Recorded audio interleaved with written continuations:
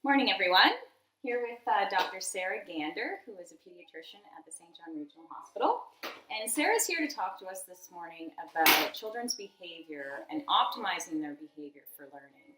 So we're well into the school year now. We've got kiddos in kindergarten. We have kiddos registering for kindergarten. Preschool years are well on their way. So you may start to get some information home about behavior, home reports and different assessments happening. So we're going to talk a little bit about that. Sarah, thanks for joining us. Thanks for having me. So if we delve right into it, what kind of advice would you give parents about optimizing their child's behavior for learning? Well, there's a couple things to think about. I think that we think about behavior and learning in both the home environment and the school environment. I know you and I agree that one of the most important things we can do is listen to a child and to their voice. And so I think that the first thing we can do is ask them how they're doing, be interested in what they're up to and what they're interested in, and ask lots of questions and listen to the answers.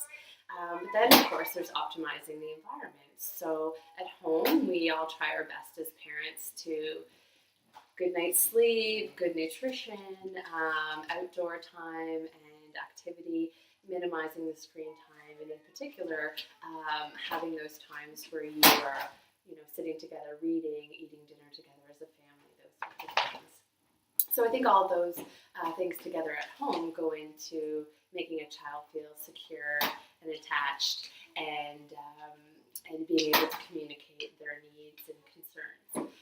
Any of the teachers out there would appreciate the school environment and how chaotic or supportive it can be depending on the classroom and the day. So I like when parents come to see me to hear about what the classroom is like, how many students are in the class, what the other needs are, how the teacher feels, how supported they feel, whether they have enough educational assistance in the classroom, and whether or not the child is felt to be struggling socially or academically, or basically how the child is interacting with their environment at school.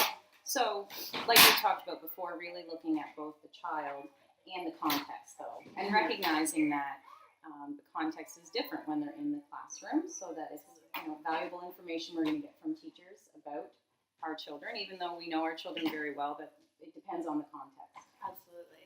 And I think that when people come to see a pediatrician, the question on the table really is there a diagnosis at play? So is there ADHD, for example, attention deficit or hyperactivity disorder?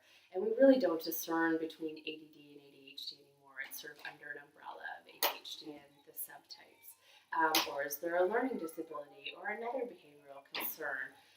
Or it's my job to ask the questions, are they getting enough sleep? Do they need glasses? Do they have a hearing problem? Are they being bullied? That sort of thing.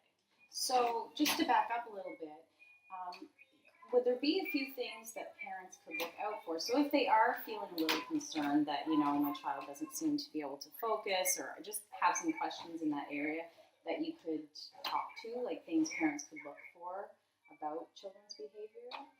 Well, I think it's in the behavior literature, we look at sort of what the antecedent is, what the behavior is, and what the consequences. I think if your child engages in a behavior that you feel is unacceptable, you should look at what prompted that behavior. And, we all make excuses for our kids when they don't behave the way we want them to, whether it be, they're tired or they didn't eat well, or it's like, the day after Halloween or something. And all of those are real phenomenons. But I think also it's, were they listened to? Did they, were they given, an expectation that's unrealistic? So we like to say, you should expect a child to pay attention for 1 minute of how old they are. So if you expect your 5-year-old to sit down and do a 20-minute craft, your expectation is too high. And so when they get frustrated and whip the craft across the room, you may feel that behavior is unacceptable. But in reality, the expectation was too high for that child. Okay. Oh, that's really good advice. Hi, buddy. No, I love that because we often do get that question. I get that question is the expectation for my child realistic? So again, what Sarah's saying, you have a 5-year-old really 5 minutes is where you want them to be in terms of their attention. It's not going to be 20 minutes. And how are you doing, buddy? 9 months. He says, I've been playing on my own for long enough. He landed on his mom. We're good. Okay, so I think those are some really good, we're talking about things that we hear in terms of good night's sleep, lots of physical activity, limiting screen time. So those are kind of the things we can make the environment most optimal. There are things we can look at in terms of our child's behavior if we're concerned. Is that going to trick you? And then what about you, Sarah? So, if somebody is going to see you and your team, what does that look like in terms of who can come, who are the voices at the table? You've already said the child's voice is very important. I know we would say it is. So maybe you can talk through that a little bit. I think the change in practice that we're seeing in pediatrics is, we're really trying to move away from that sterile environment where, we're trying to learn about children, we're trying to learn about their families, and to come to the doctor's office, just say the caregiver or parent and the child and discuss all of these problems in front of the child necessarily, really just gives you one sort of perspective of what's happening.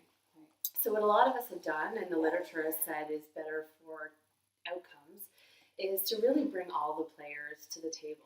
So if you have an appointment with me or any of the other pediatricians, for example, it would be absolutely acceptable to bring, auntie, Grammy, teacher, resource teacher, social worker, or whatever it may be, anybody who has a voice in the child's life or a perspective that can add to really understanding what's going on.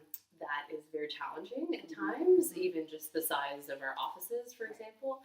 So we've really taken to the schools. So many of us will go to the school because, as we mentioned before, as important and as knowledgeable as a parent is for the home environment, the teachers and principals and resource teachers and educational assistants are really the ones who know the child best in the school environment. And that perspective is just invaluable. But it is so awesome to see, the guitar teacher show up, or the psychologist show up, or the, next door neighbor show up, sort of thing, who really not only can give information, but be part of the plan moving forward for the child. And really gives that comprehensive view of the child. Because our children are very dynamic, and there's lots going on with them, and they're showing different sides to different people. Well, we like to talk about the village phenomenon and how it takes a village, and you and I, as moms of young kids, would definitely appreciate when there's other hands on deck. But Exactly. Like right now, would be great. Yeah. But I think that we need to move back to that, because we don't always obviously value the opinions that really matter. And really, frankly, are the support networks for our families moving forward, and engage those people to really try to help people support the child. And ultimately, in those meetings, also hear the voice of the child again to say, I'm bothered, I'm not bothered, actually you guys don't get it at all, and that sort of thing. And unless the child is invested in the plan, you're sort of doomed for failure anyway. Okay. Well, thank you. I think we'll stop there. I want to thank Sarah and David for joining us. Like you parents, we just want to see your children thrive. So we really hope that this has been helpful. And perhaps, Sarah, I can, if people have questions for you, that we can get some information out to them on that. Yeah, we'll link sort of our business page onto yours, and people can message us anytime. Okay. All right. Thank you.